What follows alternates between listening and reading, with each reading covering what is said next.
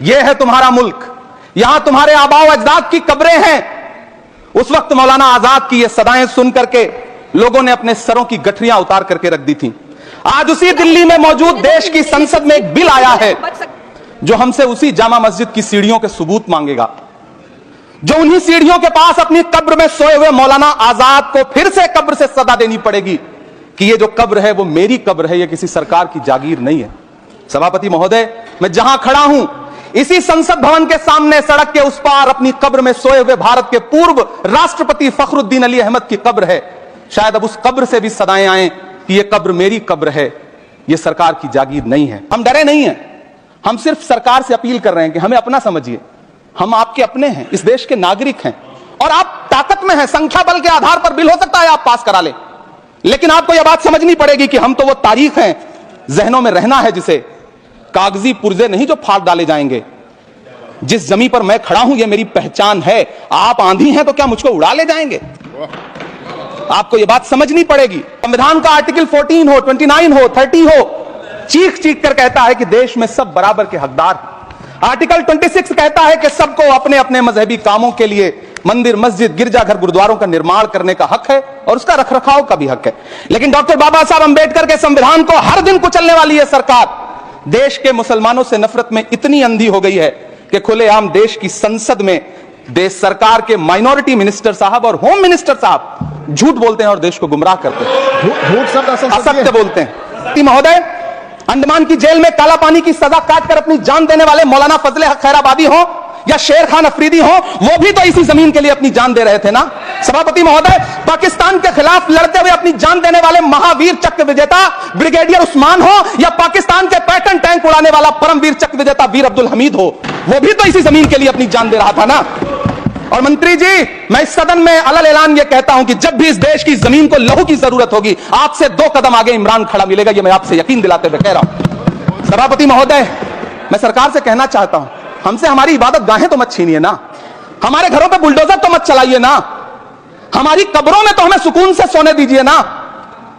सभापति महोदय, minority ministry का बजट कट करके, मुस्लिम बच्चों की स्कॉलरशिप बंद करके अब सरकार कह रही है कि हम वक्फ की आमदनी से गरीब मुसलमानों का भला करेंगे।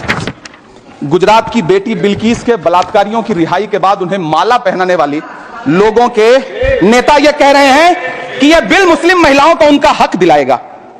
धन्यवाद मोदी जी, क्या बढ़िया सौगातें मोदी दे रहे हैं आप। पहले हमें गुजराते मोदी दिया, आप सौगातें मोदी दे रहे हैं। लेकिन यह सरकार इतना याद रखे कि इसी ठसक के साथ देश की संसद में सीए का कानून भी लाया गया था और कहा गया था बड़े बड़े भाषण देकर के कि पड़ोसी देशों से हिंदू भाइयों को ला करके यहां नागरिकता दी जाएगी। लेकिन मैं आपके संज्ञान में लाता हूं सर कि पिछले इतने दिनों में इनसे नागरिकता लेने के लिए 2000 व्यक्ति भी नहीं आए, जबकि इसके उलट इन्हीं की सरकार में पिछले 10 साल में 15 लाख से ज्यादा भारतीयों ने भारत की नागरिकता छोड़ करके दूसरे देश में जाकर के बस गए। यह हुआ उस कानून का अंजाम।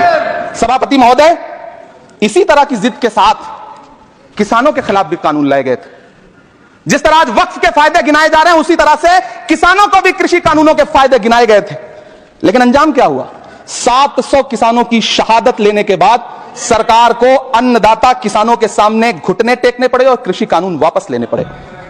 जिल्ले इलाही, जमहूरियत जो है वो नफरत और ठसक से नहीं चलती है, अकड़ से नहीं चलती है, उसमें सबकी हिस्सेदारी जरूरी है। कल देश के माइनॉरिटी मिनिस्टर ने लोकसभा में खड़े होकर एक शेर सुनाया था कि मुझसे कोई बदगुमान न हो, तो मैं उन्हें एक शेर सुनाना चाहता हूं कि मैं आज जद पे हूं तो इतना खुशगुमान न हो, मैं आज जद पे हूं तो इतना खुशगुमान न हो, चिराग सबके बुझेंगे हवा किसी की नहीं। नीतीश कुमार जी हो, चंद्रबाबू नायडू जी हो, चिराग पासवान जी हो, जयंत चौधरी जी हो, देवे गौड़ा जी हो, जीतन राम मांझी जी हो, सबको समझना पड़ेगा कि जब जंगल में आग लगती है तो न वो बरगद बचते हैं जो हवा को आंधी में तब्दील करते हैं, न वो बांस बचते हैं जो आपसी रगड़ से चिंगारी पैदा करते हैं। सभापति महोदय, जब देश को मनमोहन सिंह साहब जैसा काबिल प्रधानमंत्री मिलता है तो देश को आरटीआई जैसा एक्ट मिलता है, सेज जैसा एक्ट मिलता है, मनरेगा जैसा एक्ट मिलता है, लिबरलाइजेशन मिलता है, राइट टू एजुकेशन मिलता है, नेशनल फूड सिक्योरिटी एक्ट मिलता है। लेकिन जब देश को सौगातें मोदी मिलती है तो क्या मिलता है? सीए मिलता है, फॉर्म्स लॉ मिलता है, आर्टिकल 370 मिलता है, इलेक्टोरल बॉन्ड जैसा एक्ट मिलता है और वक्फ अमेंडमेंट एक्ट जैसे बिल देश को मिलते हैं। मुझे तो अपने हमवतन भाइयों से पूछना है कि आपको अपने बच्चों की तरक्की, खुशहाली और नौकरी की दरकार है, या फिर मुसलमानों की दान की गई जमीनों को लूट कर धन्ना सेठों को देने की साजिश करने वाले कानून की? सभापति महोदय, यह सरकार रात के 3 बजे तक पूरे देश को जगा करके संसद में अपने ही नागरिकों को नीचा दिखाने के लिए वक्फ बिल ला रही थी, तो उधर रात के 1:30 बजे अमेरिका हम पर 26% टैरिफ लगा रहा था। सरकार की प्राथमिकताएं देश को पता। सभापति महोदय, मैं बहुत भावुक हूं आज, और मुझे अच्छा लगा कि आदरणीय नेता सदन जगत प्रकाश नड्डा जी ने बहुत अच्छी बातें भी की, मन से बातें की। क्योंकि उनके नाम में प्रकाश जुड़ा है, तो मैं उनमें हमेशा एक रोशनी की किरण देखता हूं। मैं उनके सामने बहुत अदब से यह बात कहना चाहता हूं कि चिरागों के सफर में दबदबा हो आंधियों का, तो फिर अंजाम जुल्मत के सिवा कुछ भी नहीं होगा। यह दुनिया नफरतों के आखिरी स्टेज पर है, इलाज इसका मोहब्बत के सिवा कुछ भी नहीं होगा। मैं भावुक हूं, मेरी पलकें गीली हैं। अगर देश की एक बहुत बड़ी आबादी को लगता है कि आप उसका भला करने के लिए नहीं, बल्कि उनकी इबादतगाहों, उनकी कब्रिस्तानों, उनकी खानकाहों को बर्बाद करने का बिल ला रहे हैं, तो फिर आप अगर समझाने में नाकामयाब रहे हैं तो यह आपकी नाकामयाबी है। पहले समझाइए, उसके बाद कोई बिल लेकर के आइए, तब शायद हम आपका इतनी पुरजोर तरीके से विरोध ना करें। लेकिन सभापति महोदय, मैं अंत में सिर्फ इतना कहना चाहता हूं कि इस बिल में जो भी पॉइंट्स दिए